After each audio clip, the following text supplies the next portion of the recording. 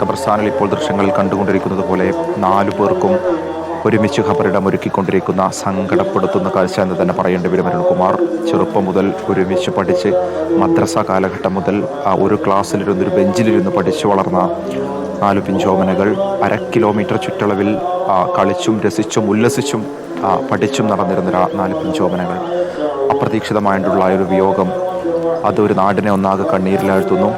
ആ ഒരു കുടുംബത്തിൻ്റെ ദുഃഖം നമ്മൾ കാണുന്നതാണ്. മാതാപിതാക്കൾ അലമുറയിട്ട് കരയുന്നത്, ആ പിഞ്ചോമനകളുടെ സഹപാഠികൾ മൃതദേഹത്തിൽ അരികിലെത്തി വിങ്ങിപ്പൊട്ടുന്നത്, മൃതദേഹം അവിടെ നിന്ന് ആംബുലൻസിൽ കയറ്റി തിരികെ ഇങ്ങ് പൊതുദർശനത്തിന് വേണ്ടി ഹാളിലെത്തിച്ച സമയത്തും ഇപ്പോഴും ആ വീട്ടിൽ നിന്നും പിരിഞ്ഞു പോകാൻ തയ്യാറാകാതെ അവിടെ തന്നെ തളം കെട്ടി നിൽക്കുന്ന സങ്കട കാഴ്ചകൾ, പ്രകൃതിയും അതോടൊപ്പം തന്നെ നൊമ്പരപ്പെടുന്ന കാഴ്ച, ചെറിയ ചാറ്റൽ മഴയൊക്കെ തന്നെ ഒരു മേഖലയിലുണ്ട്. ആ നിലയിൽ ദുഃഖം തളം കെട്ടി നിൽക്കുന്നു എന്ന് പ്രത്യേകം ഇവിടെ പറയേണ്ടി വരും. എന്തായാലും ഈ ഖബർ ഒരുക്കുന്ന പ്രവർത്തികൾ ഇവിടെ പുരോഗമിക്കുകയാണ്.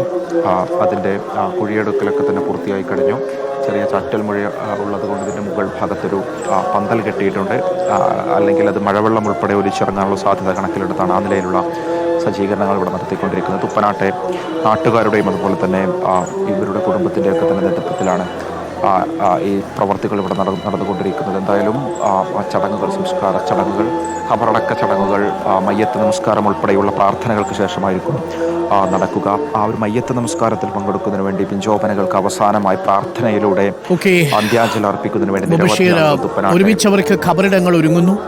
ഇപ്പോൾ തുപ്പനാട് കരിമ്പനക്കൽ ഹാളിൽ പൊതുദർശനത്തിൽ വെച്ചിരിക്കുന്ന കുഞ്ഞുങ്ങളുടെ ഭൗതിക ശരീരത്തിൽ അന്ത്യയാത്രാമൊഴി അർപ്പിക്കാൻ പാലക്കാടിൻ്റെ കൂടി ചുമതലയുള്ള വൈദ്യുതി വകുപ്പ് മന്ത്രി കെ കൃഷ്ണൻകുട്ടി എത്തിയിട്ടുണ്ട്. പാലക്കാട് ജില്ലാ കളക്ടറെയും പ്രേക്ഷകർക്ക് ദൃശ്യങ്ങളിൽ കാണാം. MLA ശാന്തകുമാരി അവിടെ എത്തിയിരുന്നു. MLA രാഹുൽ മാങ്കൂട്ടത്തിലും അവിടെയുണ്ട്. ഒരു നാട് മുഴുവൻ തങ്ങളുടെ പ്രിയപ്പെട്ടവർക്ക്, പ്രിയപ്പെട്ട കുഞ്ഞുങ്ങൾക്ക് യാത്രാമൊഴി നൽകുകയാണ്. സംസ്ഥാന സർക്കാരിനു വേണ്ടി വൈദ്യുതി വകുപ്പ് മന്ത്രി കെ കൃഷ്ണൻകുട്ടി പാലക്കാടിൻ്റെ ചുമതലയുണ്ട്. കോങ്ങാട് MLA ശാന്തകുമാരിയെ പ്രേക്ഷകർക്ക് ദൃശ്യങ്ങളിൽ കാണാം. കളക്ടറുണ്ട്. 5 കുഞ്ഞുങ്ങളും 4 കുഞ്ഞുങ്ങളും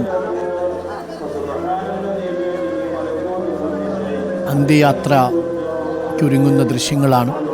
ഇപ്പോൾ സംസ്ഥാന സർക്കാരിനു വേണ്ടി മന്ത്രി കെ കൃഷ്ണൻകുട്ടി റീത്ത് സമർപ്പിക്കുന്നു. അല്പസമയത്തിനുള്ളിൽ മറ്റു മന്ത്രിമാരും ഇപ്പോൾ അവിടേക്ക് എത്തിച്ചേരും. കേരളത്തിൻ്റെ കണ്ണീർ പൂക്കളാണ് ഇപ്പോൾ ജില്ലാ കളക്ടറും മന്ത്രിയും നാട്ടുകാരും MLAയും അടക്കമുള്ളവർ ഇപ്പോൾ തങ്ങളുടെ പിഞ്ചോപനകൾക്ക് നൽകുന്നത്. ഇതിൻ്റെ ദൃശ്യങ്ങളാണ് പ്രേക്ഷകർ ഇപ്പോൾ കാണുന്നത്.